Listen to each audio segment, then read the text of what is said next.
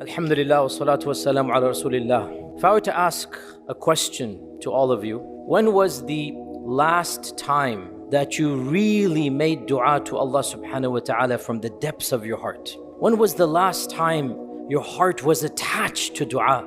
Constantly your mind is going to that dua.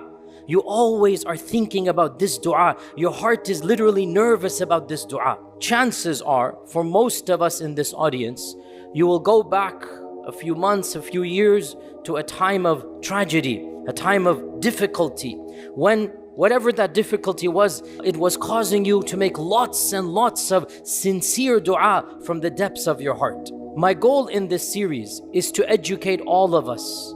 That should not be our best answer. Actually, quality dua should be made regularly by all of us, not just when we are in distress. This is not of the characteristics and of the akhlaq of the muttaqeen, of the salihin, of the righteous people. And I want to educate all of us in this regard.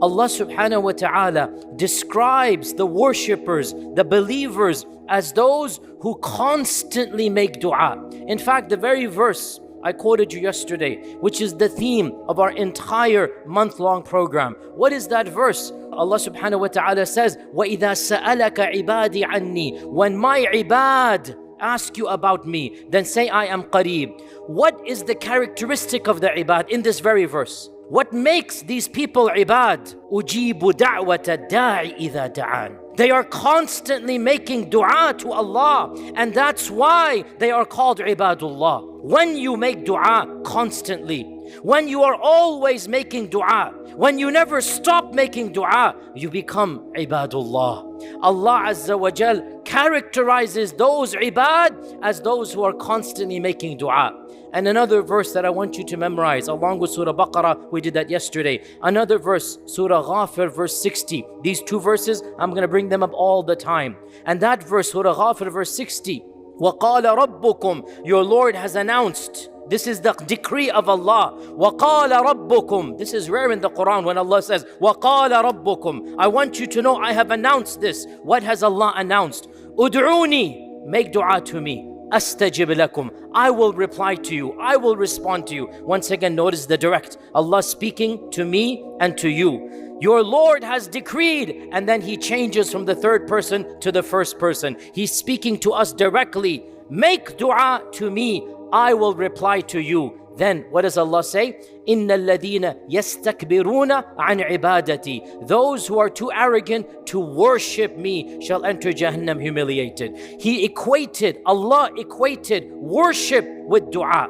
If you make dua, you are worshipping Allah. If you don't make dua, you are not worshipping Allah. Now as Muslims, how often do we worship Allah? We're supposed to worship Allah 24/7. We're supposed to worship Allah constantly. So Allah equates dua with the very concept of worship. In fact, in Surah Ghafir verse 60, dua and ibadah are used synonymously, literally synonymously. Your Lord has announced, make dua to me, I will respond to you. Whoever is too arrogant, He didn't say to make dua. Whoever is too arrogant, to worship me. He literally equated dua with the very concept of worship.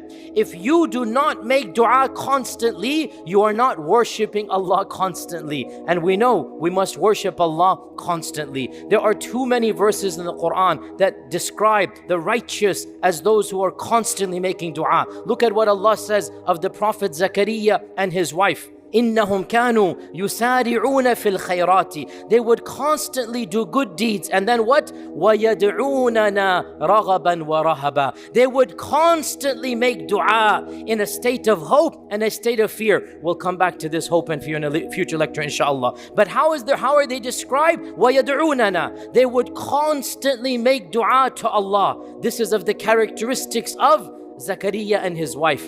In a description of the righteous, Allah subhanahu wa ta'ala, in one of the long passages that describes the righteous, Surah Sajda, Allah describes them as those who are doing this, doing that. And then Allah says, تَتَجَافَى جُنُوبُهُمْ عَنِ الْمَضَاجِعِ. They are avoiding their beds. As you know the famous verse that there's a struggle between the bed and the side when they're praying tahajjud. تَتَجَافَى جُنُوبُهُمْ عَنِ الْمَضَاجِعِ. They're praying tahajjud. And what else are they doing? وَيَدْعُونَنَا. They're making dua to Allah subhanahu wa ta'ala. تَتَجَافَى جُنُوبُهُمْ عَنِ الْمَضَاجِعِ. They are praying in tahajjud and they are constantly making dua خوفا وطمعا, in a state of hope and a state of fear. Constant dua is of the characteristics of those who pray tahajjud and those who are righteous. O Muslims, do not be stingy in the concept of dua. Do not think, oh, I must choose when to make dua because Allah will only answer a few of my duas. No, dua and ibadah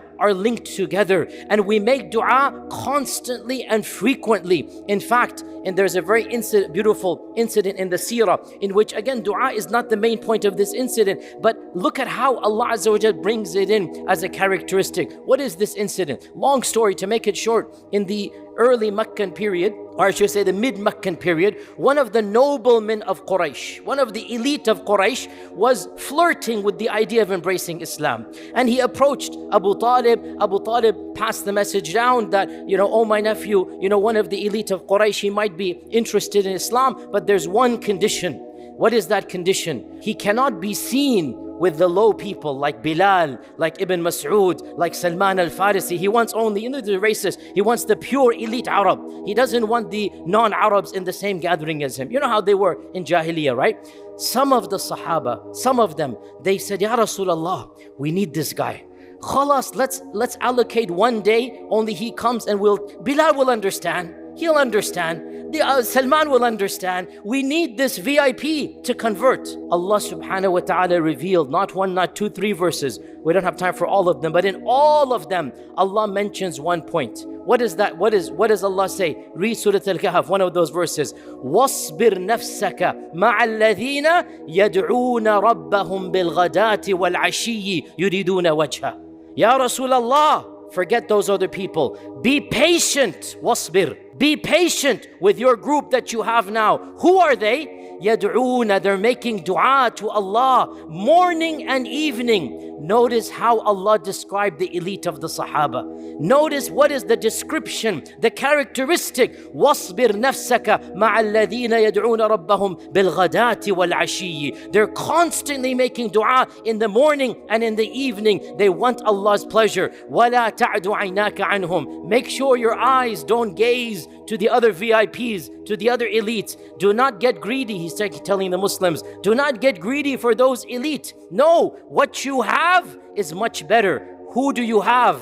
Who should you be with? In fact, who are the elite of the Sahaba? They are those who constantly make dua to Allah morning and evening. Dear Muslim, please remember, Allah describes the righteous as those who make dua morning and evening. The righteous as those who make dua in hope and in fear. The righteous as those who constantly make dua.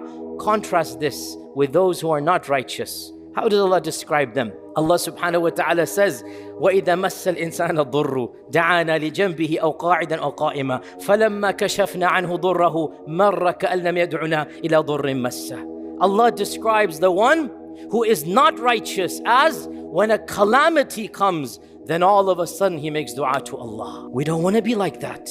We don't want to be like that. When a calamity comes, then he remembers, oh, I should make dua to Allah. And he makes dua to Allah, qa'iman or qa'ida, whether standing, sitting or lying down, constantly making dua to Allah. Then when Allah removes the tragedy, marra ka'an lam yad'una ila durrin massa. It is as if he forgot that he was even making dua to us. He stops knocking on the doors of Allah, making dua. Oh Muslim, I remind myself and all of you, do not be like those people. Do not be like those people who only raise their hands at times of calamity. Only when somebody falls sick. Only when there's a financial crisis. Only when there's a marriage crisis. Then all of a sudden, dua morning, dua evening, dua in sajda, dua in tahajjud. And as soon as that calamity is lifted, marra ka'an lam yad'una ila durrin massa. It is as if he never used to make dua to us. No, O Muslim, make dua morning, make dua evening, make dua in sajda, make dua on your side and standing, make dua constantly, because dua and Iman and Ubudiyyah are linked together. I conclude with this and we'll continue tomorrow on this same point.